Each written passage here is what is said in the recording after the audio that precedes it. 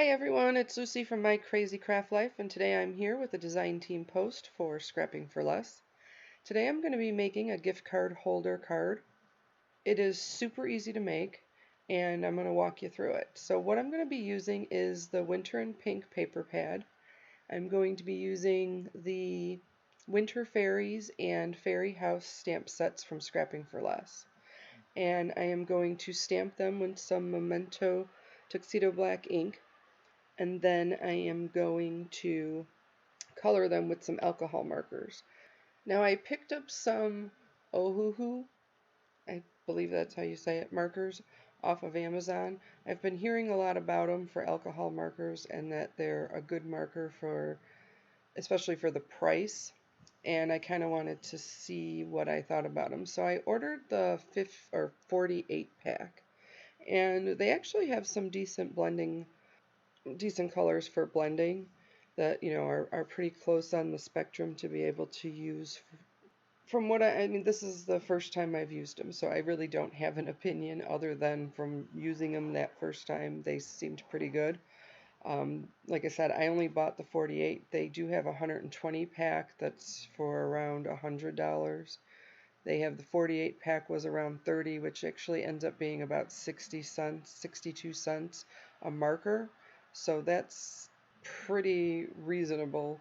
I mean, you could buy, even if you get a Copic marker on sale, you could buy 8 of these and still not get to the price that a Copic marker would cost. And, because these do not refill.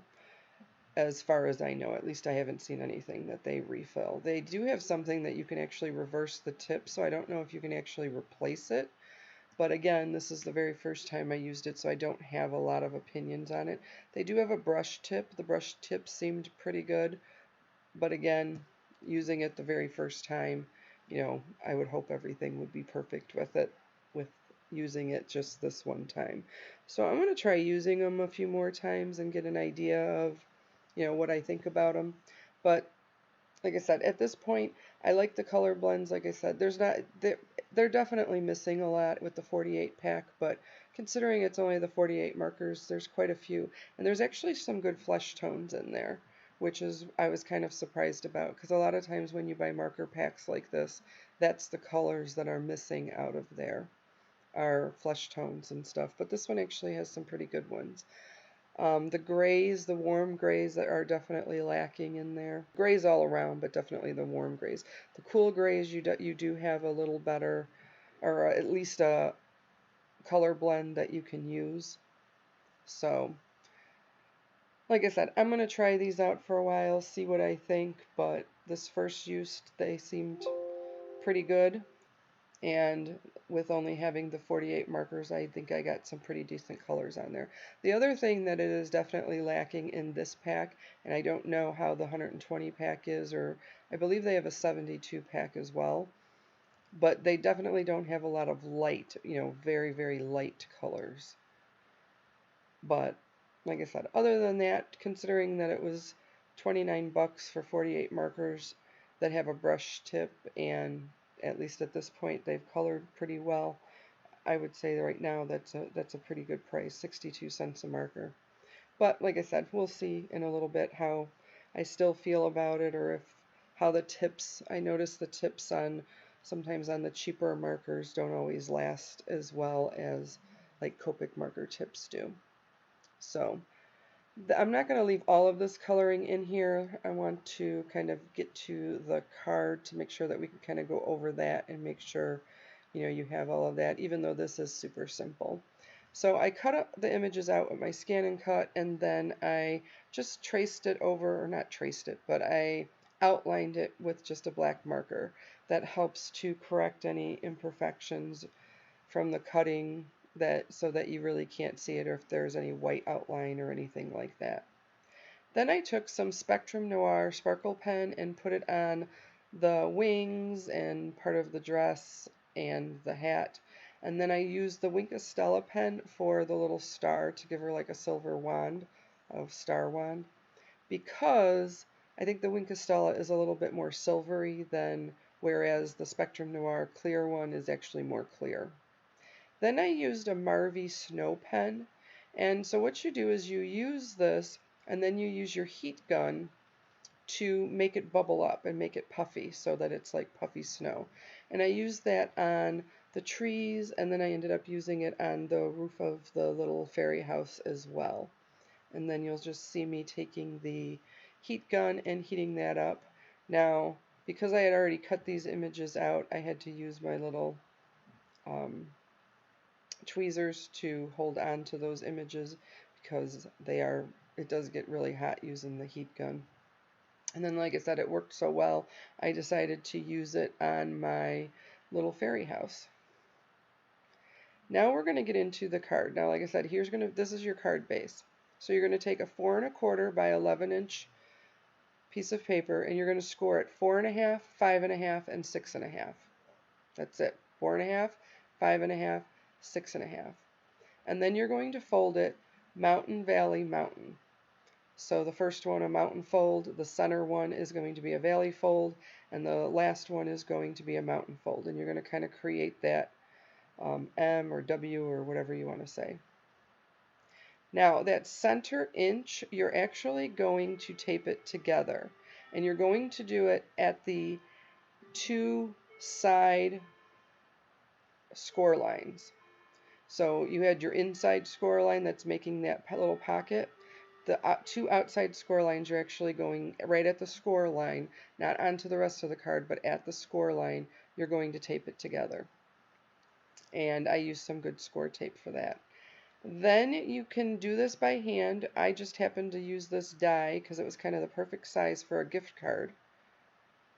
And I just cut out a little piece. Now you do want to make sure that you don't go too far down to where that tape is, otherwise you're not going to have room for the gift card to fit in there if you cut it too far down.